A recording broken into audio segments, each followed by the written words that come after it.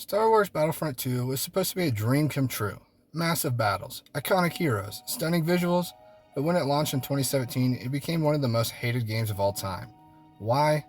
Well, let's break down the loot box disaster that made EA a galactic villain in the eyes of gamers. When players first booted up Battlefront II, they were hit with a surprise. Many of the game's most iconic characters were locked behind massive in-game grind walls.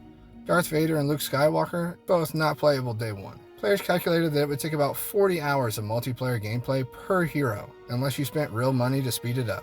So even if you paid the $60 for the base game, you didn't get access to its biggest characters. You had to grind or pay even more. But it got worse. Battlefront 2 featured a loot box system tied directly to gameplay power. This wasn't just cosmetic stuff. Loot boxes gave you star cards, which upgraded your health, damage output, grenade effects, and more. Players who spent money on loot crates got huge combat advantages from day one. That's the very definition of pay to win. Want a faster jetpack recharge for Boba Fett? Better hope you pull it from a loot box.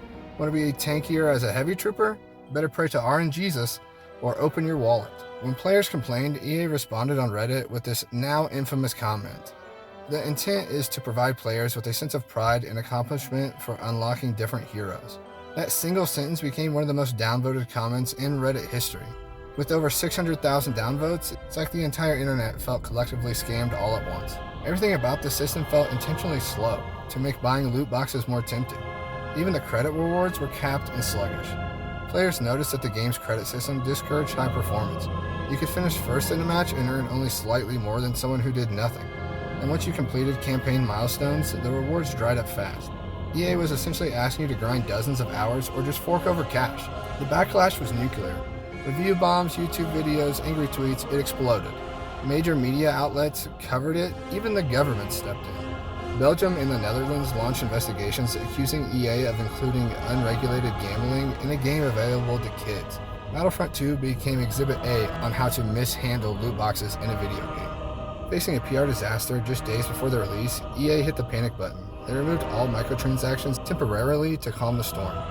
Eventually, they reworked the entire progression system, made heroes easier to unlock, and removed the pay-to-win elements. Over the next year, they added new maps, heroes, and content for free to rebuild trust. But the damage was done. What should have been the ultimate Star Wars shooter became a cautionary tale. Battlefront 2 is proof that no matter how good your graphics are, no matter how iconic your IP is, if you try to squeeze your players for cash, they'll push back.